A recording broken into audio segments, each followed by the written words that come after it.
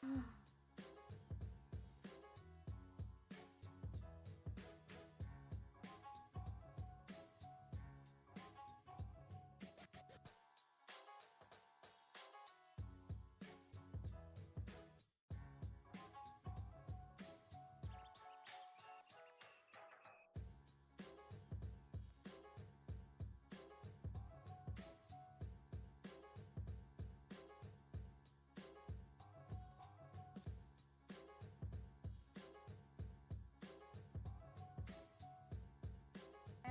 looks like we're on. Oh my goodness. One more thing I gotta pull up here.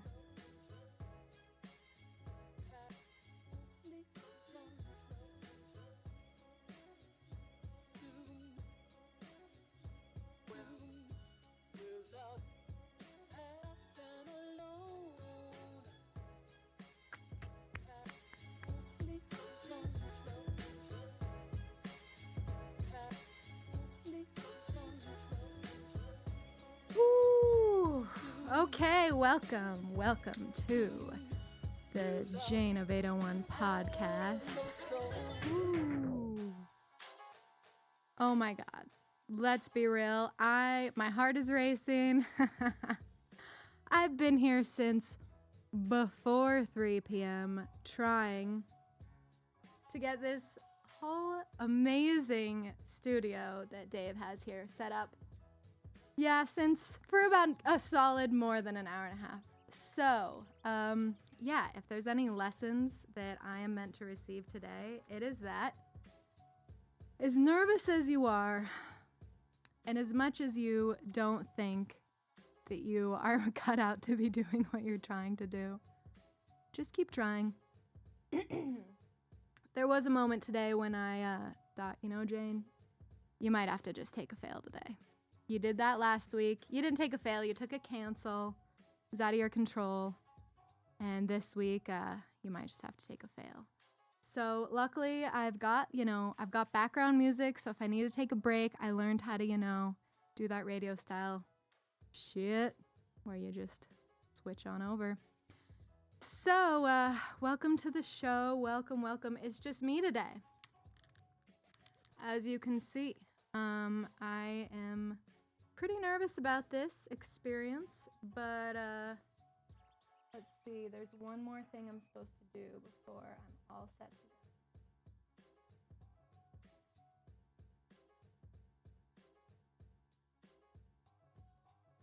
I don't know if I'm doing it. I don't know if it's right.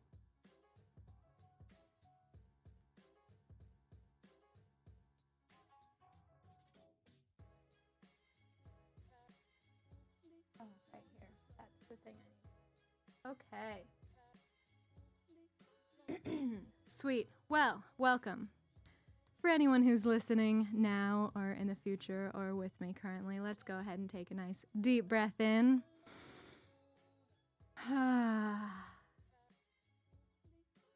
Nice exhale. I only got one camera going today because only one camera would work for me today. So, that's what happens when you're alone, and I've literally never done this. Let's see, I think I'm looking at this camera. I've literally never done this on my own before. So, huge thanks to Dave for his support. Like you've heard if you've listened to this show before, this podcast has been in the making for so long. It makes me totally nervous to do something like this because I am a writer. I like to hide behind my words, behind my laptop, and censor myself and really be meticulous about what I say. And in the podcast situation, that's just not really an option. So here I am, episode 3 of the JaneOf801 podcast. Now, it was my intention to have a few episodes by myself. Oh, sorry about that light, Instagram people. It was an intention of mine to have a few shows by myself because I got a lot to say and I have a lot to say. And honestly, I figured I would have, a few episodes with people in at first. But, man, scheduling people, just trying to schedule time for Dave to be here with me. has been quite the challenge.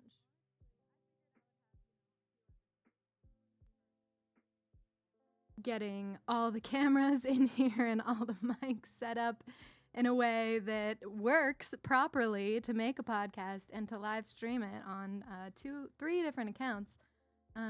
This has taken me some time. So I just appreciate everyone who, always supports me in making these decisions. And listens to my show, reads my blogs, just has some connection with what I have to say, because if nobody was ever messaging me or being my friend or letting me know that what I have to say resonates with them, I probably would have shut up by now. It definitely takes some nerve to record yourself talking alone for a long time, talking about what you feel like talking about. I guess that's a radio show, right? So we got this dope Ram Dass book here, just showing it to the cameras here. It's Be Here Now. I think that's what it's called. It's got this cool mandala look. This is another book that I actually hadn't seen for real. I just knew about it until I was at my favorite bookstore in Kathmandu. There's a lot of bookstores, but there's a specific one that's my favorite. And while I was, having a heart attack, munching down on some food that's probably still in the shot in the camera here, I was like, let's open up this book and see what's there to kind of help you calm down a little bit from this nerve-wracking as fuck experience. And it says, but you're still only seeing hints. You've got a way to go yet. Gate, paragate, parasamgate, bodhisvaha. Gone, gone beyond, hail the goer. Beyond even conceiving of a place beyond which you can go beyond. Who's adventurous enough to want to go on that journey? Do you realize when you go on that journey, in order to get to the destination, you can never get to the destination. You must die in the process. You must die. Pretty fierce journey, pretty fierce requirement. We want volunteers. So that prayer, gate paragate samgate bodhisoha, is something I have already said a few times today, which is crazy. It's a very common prayer of mine. So thanks, Baba Ram Dass. This is a really neat book. It's really a work of art. I wouldn't really call it like a book, but it's a really amazing piece of art, and there's a Mahakala at the bottom of this, so I feel protected and ready to get on with this podcast. My armpits are sweating, y'all, and looks like my mom is the only one on my Instagram live feed, so thanks, Mom. What's up? Number 1 support right there. So I totally wasn't sure what I was going to talk about today. I wasn't even sure if today was going to happen. Planning this kind of stuff is not so easy. And I think now that I've got it down on my own, I'll be able to do more podcasts in more flow-like, spontaneous settings. And hopefully get more comfortable with it, because right now this feels terrifying, especially because I'm alone here. So really appreciate the people who have been in here with me when I've recorded my last 2 episodes. Today I feel called to talk about money, the energetics of money, abundance. This is something that I feel like we are not talking about enough, and a big point behind this show is talking about the things that we should really be talking about more. Like, for example, do you know how much money is in your bank account right now? Do you know how much you have saved? Do you know how much you spent last month? Do you know how much you spent on average? Do you know how much you made last month? Did those questions trigger you and make you feel super stressed out and want to stop listening to this show? Probably. If you're one of my close friends, I probably asked you that question.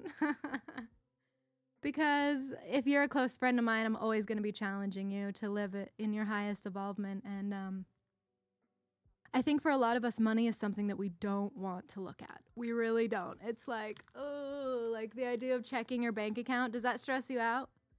When you think about your credit card debt, does that stress you out? When you think about your student loans, does that stress you out?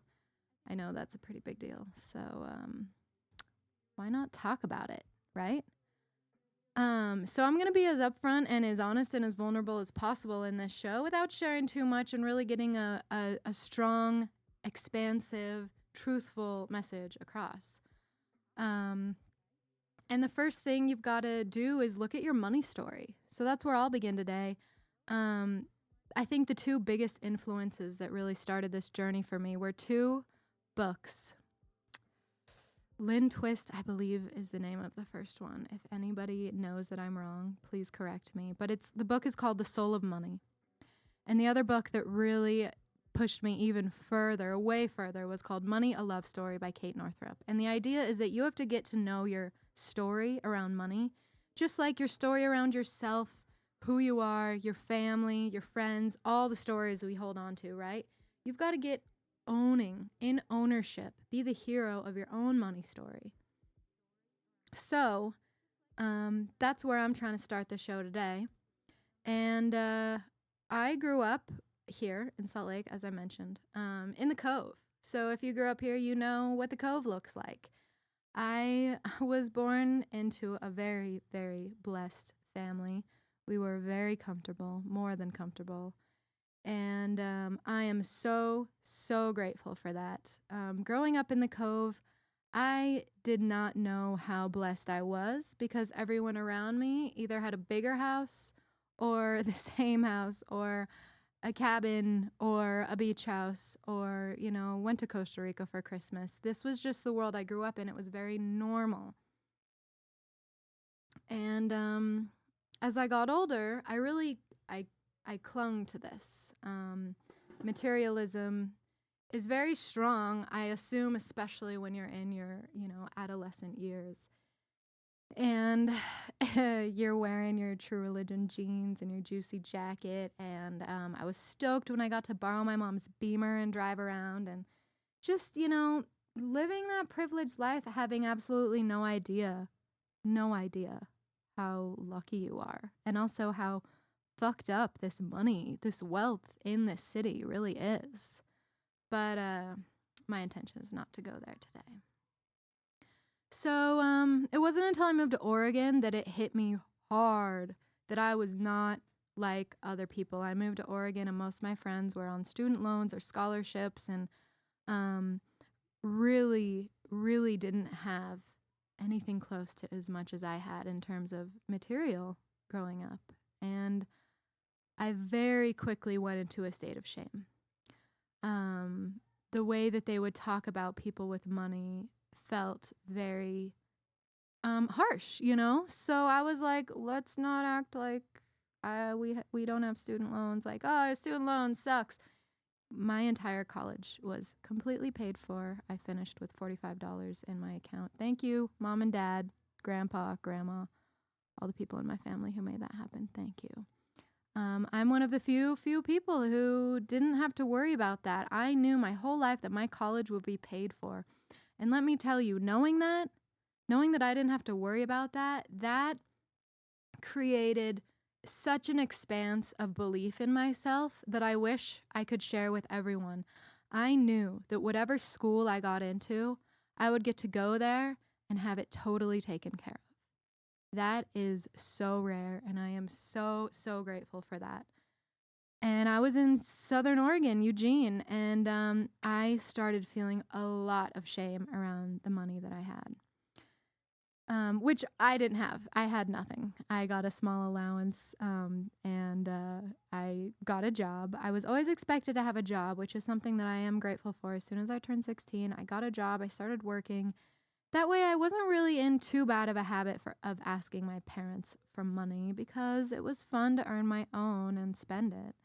So towards the end of college, I had moved home, which is a whole other story, and moved in with my boyfriend at the time. And my dad didn't want to pay my rent anymore when I was living with my boyfriend, which isn't the craziest notion ever. And I was like, I got this. I'm going to start working on my own. And That's definitely what kind of started this like intense independence for myself and kind of like stubborn independence. Like, I don't need wealth, like, I can be thrifty. And I was learning so much about how to pay my own bills and how to figure out how to budget. And um I think that I went into that situation very unprepared, but came out of it feeling pretty independent and money savvy. And I ended up getting a job serving tables downtown once I turned 21. And that's when I really started to experience kind of an abundance of flows into my life. I stopped worrying about money so much, and it was easier to pay my bills. The beauty of serving during that time was that you got cashed out at the end of the night. So you make $200 that night, you get it at the end of the night. No matter how much you make, you will get cashed out at the end of the night and walk with exactly what you made in tips that night. And that was so fun because if you need a little extra cash, you would just pick up a shift. And so that's when the flows really started for me. And after about 3 years, I got really sick of serving tables, as I'm sure you'd understand. And I had been interning at Catalyst Magazine for a long time.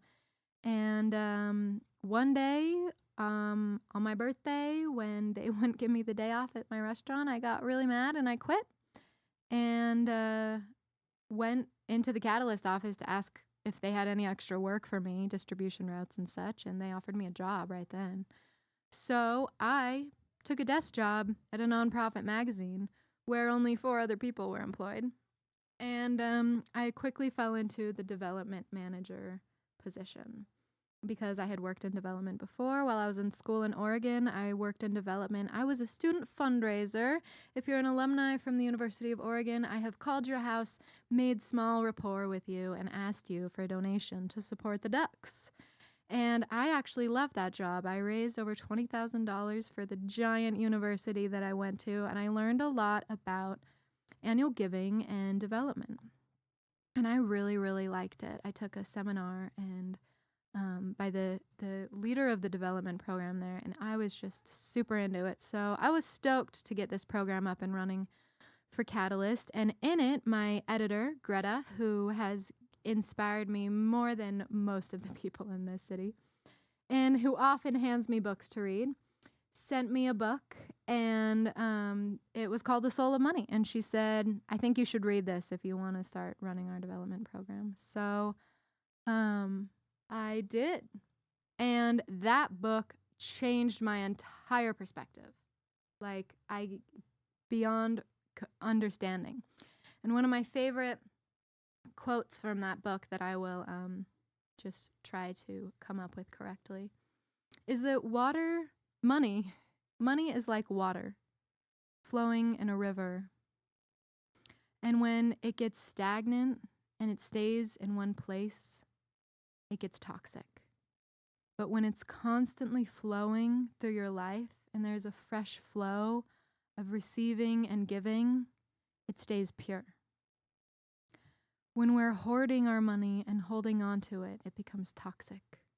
When we let the money flow through us, knowing it will keep coming and allowing it to keep going and giving and spending and taking care of ourselves, that's when it stays pure and we don't get any negative attachments around it.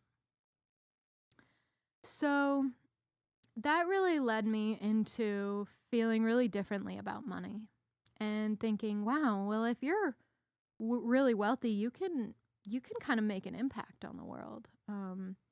You can kind of donate to impactful organizations and you can become a philanthropist. That's pretty cool. And as I continued down that path, I started to realize, wow, when I'm feeling comfortable and not stressed about finances and like whatever I need, I can go get it right away, I am a lot happier. And don't get me wrong, I am not saying that having more money makes you happier. I am saying that having protection, security, and financial freedom is definitely a step towards feeling happier, feeling less stress, feeling more free. Correct me if I'm wrong, anyone out there. So,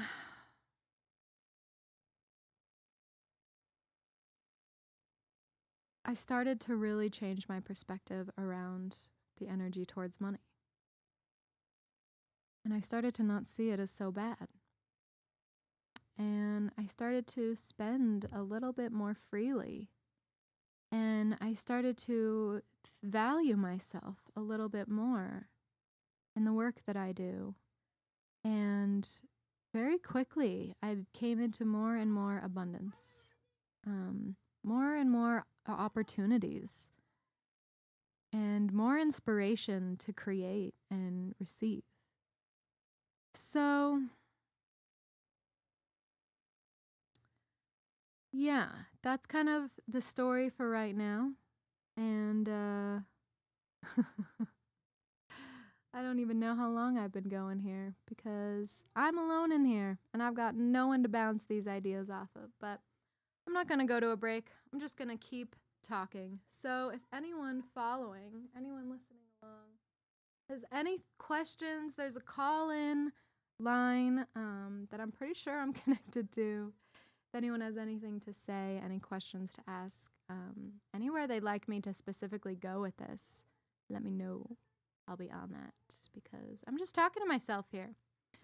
So I think that a big mindset shift for me was when I started really looking at where am I getting my money from? How am I valuing that? And how am I valued in return?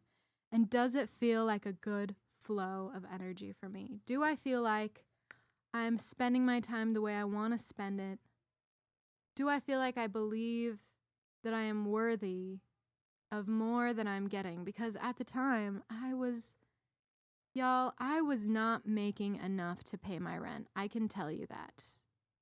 And I luckily had a very big savings and was using a lot of it to get by as I really put my whole heart into this development career and, picking up gigs at different restaurants and trying to play music places and trying to, I got a job at a yoga studio, started doing some media and just working a shit ton. And then I got this amazing blessing to go to Nepal, as I'm sure you've all heard. And I had to start really thinking about my finances and, wanting to travel. And traveling is expensive as fuck. A flight to Nepal is $1,500 to $1,900 any given day. And that place means the world to me. So how can I call in more abundance? What does that even mean? How do you even do that? And I realized as I was getting ready to go to Nepal, as I've written about on my blog, if you've read it, that I did not believe that I was worthy of anything. I didn't believe I was worthy of being born into a wealthy family. I still felt ashamed of it. I still felt ashamed of all the privilege and opportunities that it brought me. I felt like I needed to reject wealth and just put my life and my heart and soul into something that, doesn't pay me enough to survive, but it's meaningful. And it fills my soul, and I love it. I love it. So I'm going to keep doing it. And as I'm reading this amazing book, Money, A Love Story by Kate Northrup, she has you do all of these little worksheets, I'll call them, in the book. You have your own journaling, which is why I'm such a proponent of journaling. And there's a part where she has you really, really write about if you value yourself and if the job you're working at values you and if you feel valued and if you feel pride in what you do and if it was a very, very in-depth assignment of questions to answer and really think through. And by the end of it, I thought, I cannot do this development job anymore. It is not sustaining me. And I am losing passion, right? I wasn't able to fully express my creativity and embody it the way that I wanted to. And honestly, I just got to a point where I don't want anyone else signing my paychecks. I don't want to put that trust into somebody else. And at that point, I was like, well, fuck, what do I do here? So this is just a little bit about my story. Obviously, I got home from Nepal and I was a completely different person. I had found value in myself and my blessings, and I had taken a hard look at what this universe has offered to me and what I was rejecting and what I was throwing away and what I was saying, no, I don't need that too. And I just couldn't let myself keep doing that anymore. So I quit my job. And it was like a tough ass breakup. It seriously crushed my heart. But I had to believe in myself that I could do it. And you know what I did as security? Guess what I did, y'all? I called my friend who was now manager of the restaurant that I had quit at a year before and asked him for a job. And guess what he said? We would love to have you back, sunshine. So I started hosting there and still working at this yoga studio, which is a whole other story that I will not get into today. But I was hosting at a restaurant, working the front desk at a yoga studio, running their social media, and doing surprisingly well, feeling pretty comfortable, managing to manifest another ticket to Nepal, able to figure out how to pay for a trip to Hawaii to go to my best friend's wedding, and in between that time, learning to take amazing care of myself through it. And even though I was trying to save, I was still letting the money flow. And I am still that way. And it's not easy because I got another out of the country trip coming up and I got to get new tires and I have to get serious, right? But where I'm going with this is that I learned to have infinite trust in abundance. Infinite trust that it is going to be just fine. And I know that being from a wealthy family, and I know that being a privileged, educated white girl with pretty much no debt, very little debt compared to the average person my age, I know that it's not always so easy to have infinite trust the way I do. There are little kids banging on the window outside because I'm next door to a preschool. Anyways, I understand that I'm speaking from an extremely privileged point of view. I completely understand that. And when I got home from my last trip, I had only a few $100s left in my savings. I have a few assets, this is true, but not much. And when I was scraping up cash for rent, I was a few $100 short. And I was not going to be getting paid before rent was due. So I actually got kind of excited and was like, let's get fucking creative here. Played a few gigs, went to Iconoclad to see what kind of money I had come up with there. Taught a few extra yoga classes, subbed a few classes, and before I knew it, I had a little more than enough to pay my rent and get some groceries, and I thought, wow. I could have been really stressed about that and really blocked myself up from receiving what was out there for me to receive.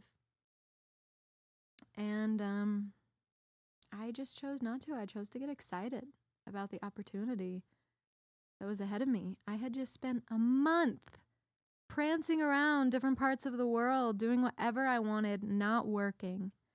And I was home for summer and I was ready to work my ass off and see what was next for me. Trust in the infinite abundance. There is no such thing as scarcity. That's the biggest lesson here, and I'm sorry it's taken me this long to mention that there is no such thing as scarcity. Everything you need, and that's something that I really learned from the Soul of Money. The world has so much money, you guys. We could take care of world hunger and poverty right now. You know this. We live in America. We live in the age of billionaires, people. Nobody needs $1 billion. Nobody. And I think that it should be illegal to be a billionaire. I'm sorry. Call me a socialist.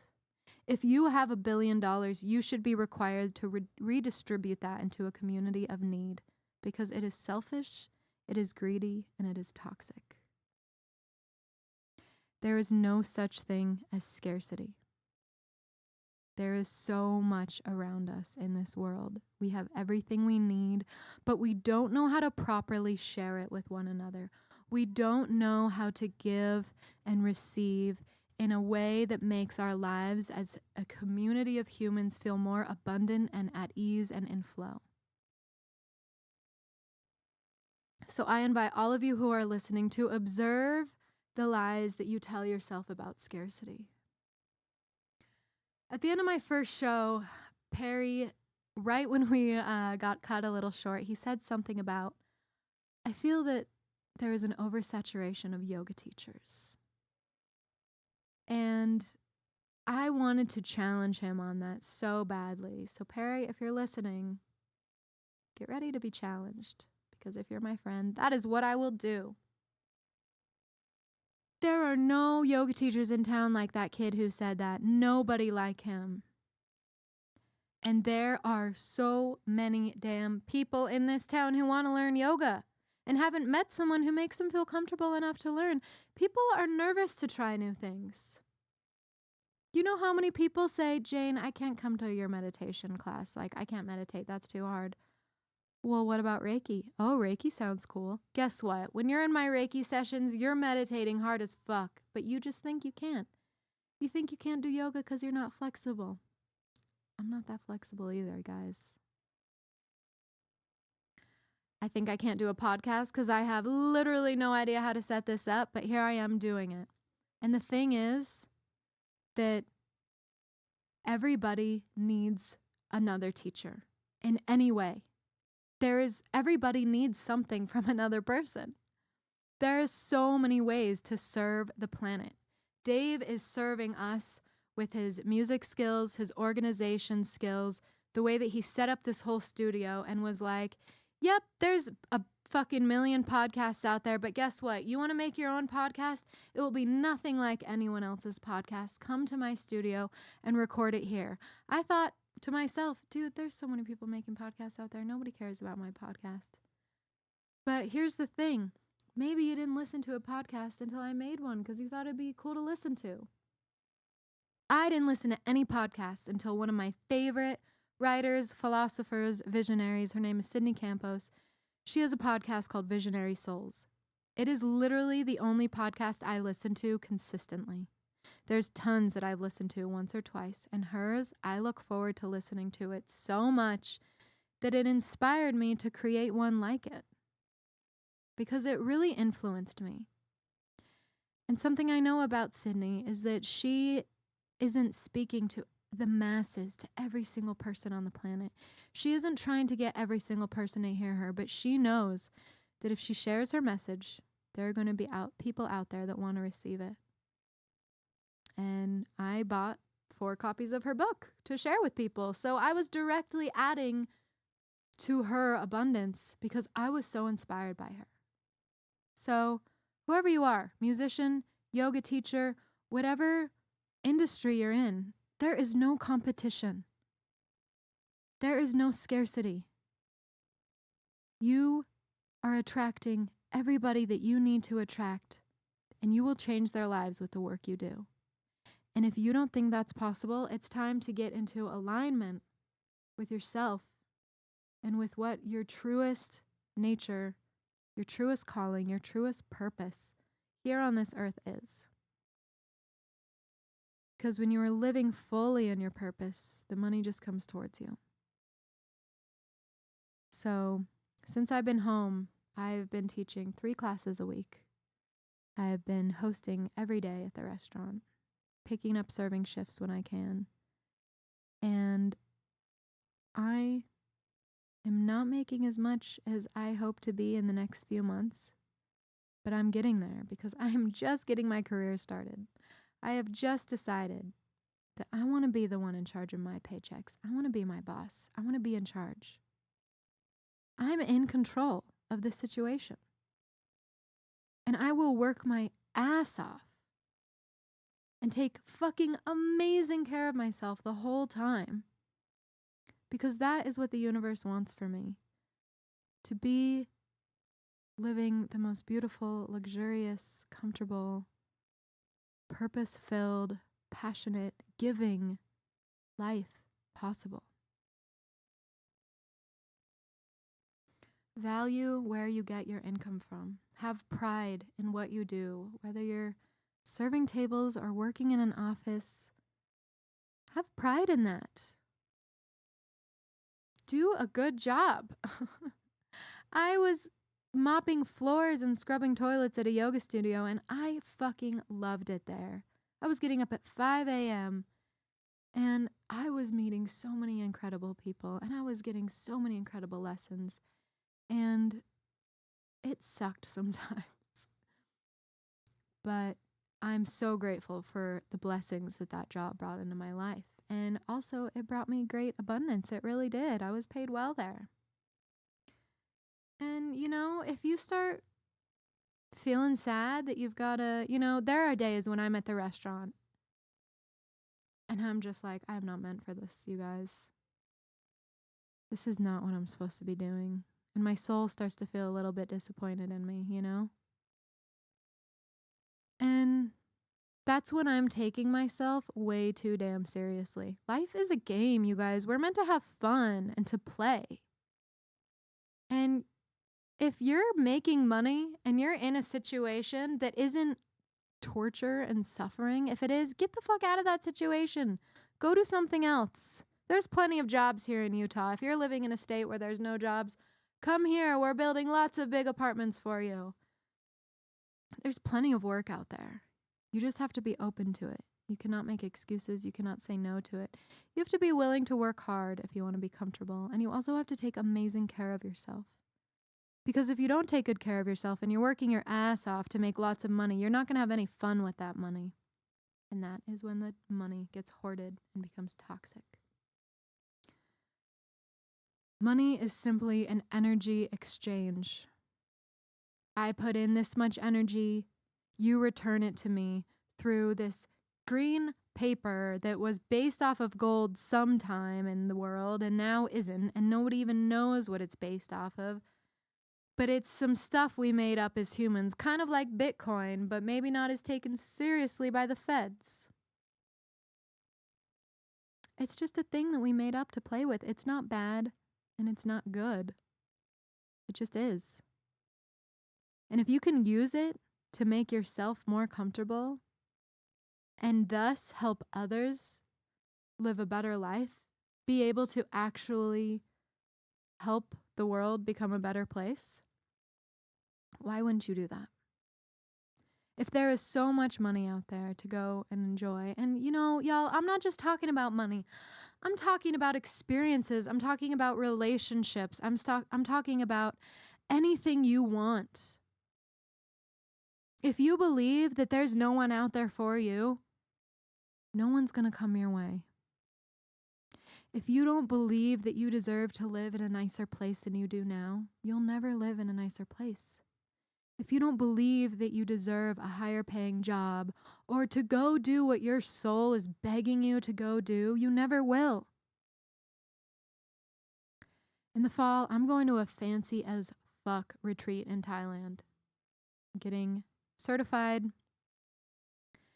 And I never thought that I would deserve to go do something like this. One of my best friends, Alyssa, she did the same training, and I remember thinking, damn, I wish that I had that much value in myself to find this amazing, beautiful, luxurious training on an island in Thailand and to get the money together and to make it happen and to go do it and know that I deserve to do that. There's no reason nobody doesn't deserve to do anything. If you want to do something, you have the permission to do it. Is it going to take you a year to make enough money to do it or to find the opportunity? Maybe. But life is short. You might as well go do that, right? So allow money to flow. When you're paying your bills, offer gratitude. Wow, I just paid all my bills and I have no more money left. But look at this house over my head and the food full of fridge and the warm bed I get to get into at the end of the night. When I have children, this is something I love to think about. As soon as they turn 18 and graduate from college, I'm sending their asses to a third world country. I'm not sure what one at that point, but that's what I did. I went to Cambodia after I graduated. How did I get to do that? I asked my dad if I could go to Cambodia, and he said, "Sure, Jane." And I stayed in a village for 2 weeks building water filters. Humanitarian project. Yep, that's another episode, y'all. And so filling these water filters, you got to spend a lot of time with people in their homes. And these homes were huts. And I say that in no negative connotation. It was a wonderful tropical area. It's how the houses were, okay? Small houses with hammocks outside, small gardens, small village, Chongruk, Cambodia. And to build these water filters, you had to put the water in and let it filter through, and then put another 5 gallons in and then let it filter through, and then add things to it. So it was kind of a day-long process. So every day I was spending that day with a translator with these families, seeing what their life is like. And there was a moment when my life was changed. And I think it's probably a story for another day, but I met this old woman, and she wanted me to go lay in her hammock. And she could tell that I was under a lot of stress. There was something going on at home, and I was under a lot of distress. It was very material distress. And she let me lay down in her hammock and told me to relax. She brought me a pillow. And I started talking to her, of course, through the translator. And she told me that she had given birth to 10 kids, but there were only 4 kids at the house. She said, "Well, yeah, only 4 of them survived." And I was stunned. And the translator explained to me that it's very normal in countries like that. Most of the children don't survive, so you have to have a lot of kids if you want to have a few kids. If you want to have a few kids, if you want to have some help in the fields and in the farm, you're going to have as many kids as you can. That whole trip shifted my perspective fuck. And I came home just so blown away.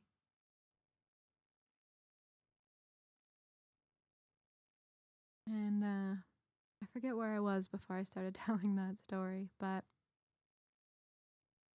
when you're paying your bills, be fucking grateful. If some of these people I met in Cambodia or in Kathmandu or in the Philippines could see the bedroom that I have, the house that I live in, the car that I drive, they would be blown away. And so when I pay a rent bill that I think is a little high, but I live in East Salt Lake and I'm grateful. I'm fucking grateful. And I am just thank you for this blessing already received. That's something else I learned from Kate Northrup. When you get your gas bill or your car bill, your insurance bill, it's these are blessings I've received. Security, protection, transportation, heat, warmth. I am more than happy to put my energetic finances into paying for those so that I can be comfortable.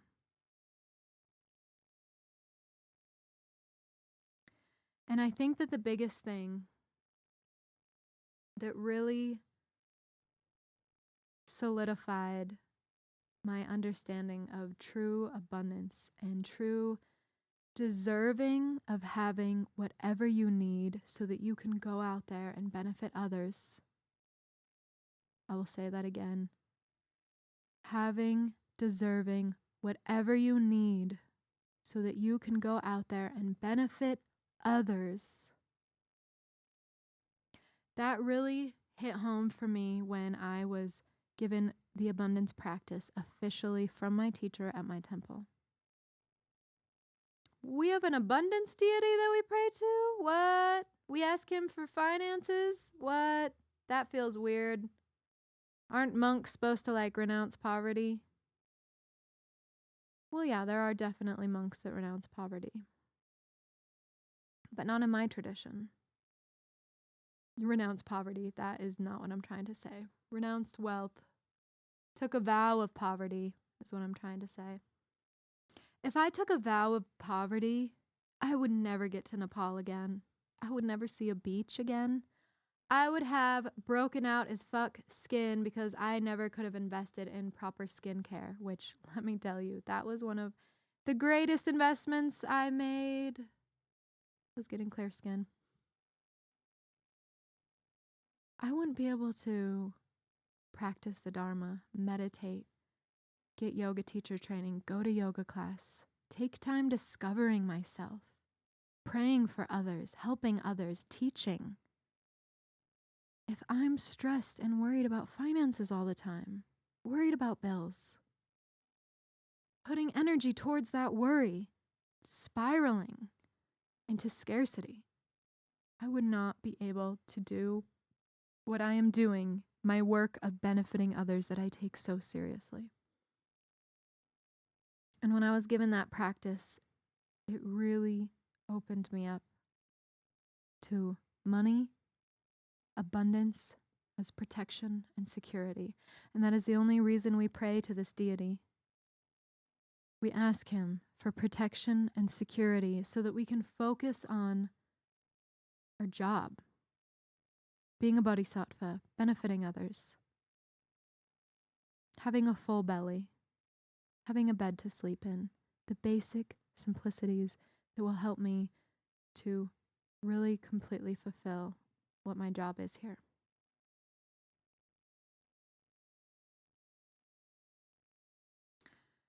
So, I think that's the end of my rant for now. I could talk about this so much, you guys. Allow money to flow through you. Spend joyfully. Live abundantly. And know that you deserve everything you have, especially if you are giving freely and truly living with the intention of making the world a better place. If you have any questions on that, let me know. I love talking about this stuff, and I feel like a lot of people think I'm nuts when I talk about this stuff. So if you feel me out there, let me know. Come talk about it on this show with me. Because maybe the reason I'm talking about this alone is that I don't have a ton of people who totally agree with me. So I'm going to end my rant on abundance. If anything else comes to me, I will let you know. But there is a more important subject that I would like to move on to. It won't be long. I know I'm getting close to the hour here. This Sunday, I'm holding a peace, prayer, compassion practice at the north end of Liberty Park, closest to 9th South at 6 p.m. I will be live streaming it so that if you can't be there physically, you can still join us and be a part of the vibration that I'm trying to create. So far, 2 people that I know or knew personally have taken their own lives this year. Both of them used guns. Over the weekend, there were 2 shootings, both aimed at minorities.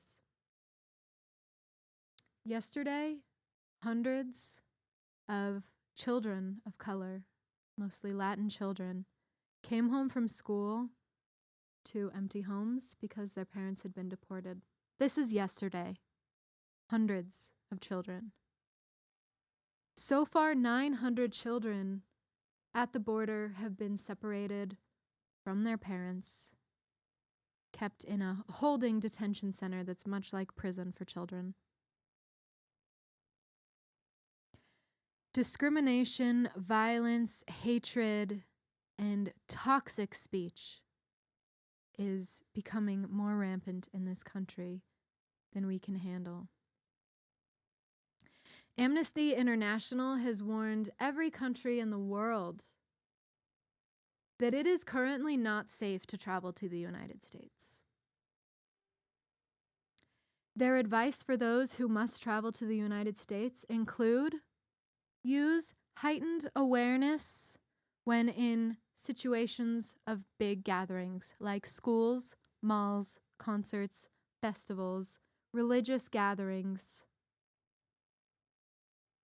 Use caution while in the United States, as there are more guns than there are people, and people of the United States, specifically young white men, like to take out their guns and create violence. I know that this is probably not news to any of you. I know that a lot of you have probably started to tune this out. A big practice of mine is actually watching the news. As you may have heard in my very first episode, I watch Amy Goodman every weekday. On the weekends, she and I, we take a break. Every weekday while I'm getting ready. It's such a habit of mine. There are days that I turn it on and it's so fucked up, you guys. The news she has to report every fucking morning that she's been doing for decades now, it's fucked. But if I cannot look in the face of suffering and reflect on the privilege in my own life and accumulate prayers and have awareness and not live in ignorance, that's what I must do. A practice for me is seeing the reality of what's happening in the world. Not letting it take me down, but being aware of it. Being aware of it. And yesterday morning, I was feeling pretty down. I just can't stand these suicides, you guys. I can't stand the gun violence. So all at once, this idea just full download. Hold a peace, prayer, compassion practice this Sunday evening at 6 p.m. Invite as many people as you can. Start a text chain, a Facebook group, post it on Instagram, and ask your friends to repost. Studies prove, wartime studies specifically prove, that when there is lots of violence going on in a city, like a city that is in the middle of war, and a group of people get together to meditate peacefully and intentionally, especially if they are trained, like I am, to do these practices, crime and violence dramatically decreases in the surrounding areas during that time and after. I know that we don't want any more thoughts and prayers. We don't need any more thoughts and prayers. But right now, this is all that I know how to do, you guys. And if you think that I will not be bringing cards for everyone that teaches you how to call your legislators and let them know that we want an end to gun violence and that we want gun reform now, then you've got me all wrong. I don't pray and not take action. I will not be passive. I will not be ignorant. But I will know throughout this whole process, throughout this last few years of this nightmare that the country I live in has become, that if I give in to the darkness and that if I give in to the hate and if I let it make me despondent and apathetic and ignorant, and if I turn away, well, then they win, and I have failed. It is my promise to you, and it is the one thing I ask to all of you. Don't let them take your light. We need you to keep your light. I need you to keep your light just like you need me to keep my light. And we must keep praying. And we must keep looking out for each other. And when I decided that I wanted to hold this prayer, of course, the first thing I did was text my Lama, who teaches compassion practices every week. I said, hey, I got this idea. I was wondering if you would like to facilitate something, or if I have your blessing to do something like this even. And he said, you have my wholehearted support in this endeavor. You know I can't make it. You can do it.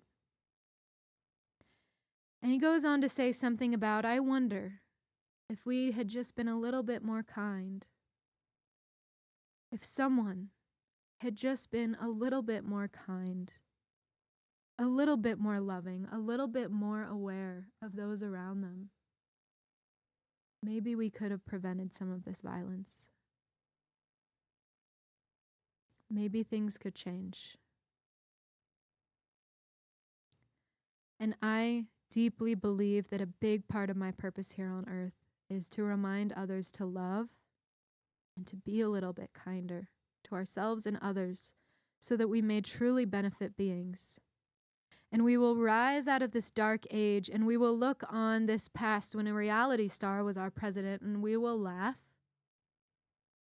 And we may cry at the trauma that was created and the generations that need to rise out of that, but we will be there for each other like we have never been there for each other before.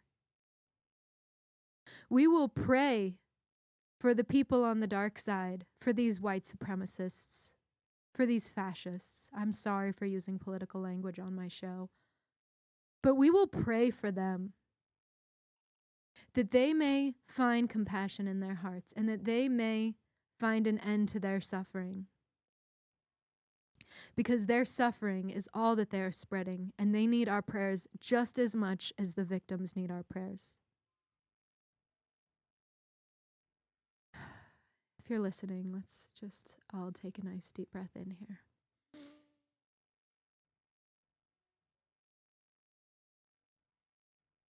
It's getting hot in here. I really don't like to talk about politics, but I call it reality. I may not live in the realm of the White House or all the people that are living in that realm, but they are affecting us directly. While I was at work, I started to think, wow, I'm so glad there's windows all the way down the street so that I can see people coming from a distance at the host stand. And if I see someone coming with a semi-automatic rifle, I'll see them coming and maybe I'll be able to act. My partner left Brazil to live in a safer place.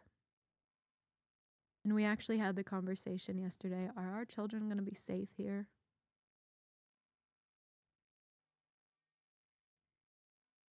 What else can we do but pray? So if you will, please join me this Sunday, 6 p.m., Liberty Park on the north end, closest to 900 South.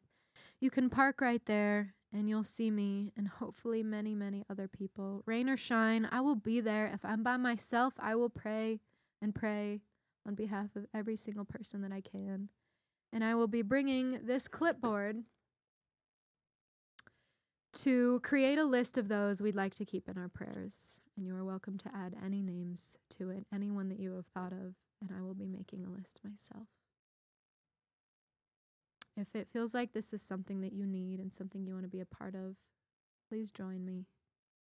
Help me invite more people. I will be guiding us through a traditional compassion practice, nothing religious, very human, heart-centered, creating a higher frequency of compassion and spreading it through the world, the universe, and really, really saturating our city so that we can be more protected here.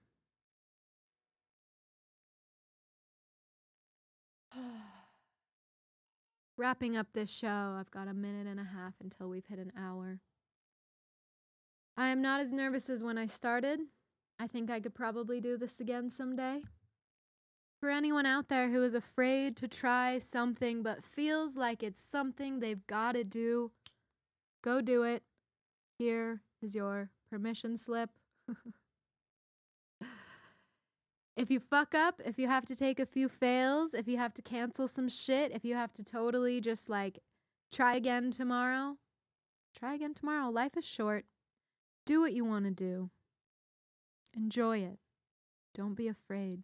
Do not believe in scarcity. Do not fall into the dark side. I am walking next to you and I'm here for you.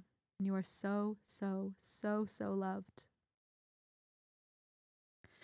And if there's a message that I would like to end this show with today, it is that may we go on to wake up every morning before our feet hit the ground to think, today, may I be more kind and compassionate towards myself and towards others than I was yesterday.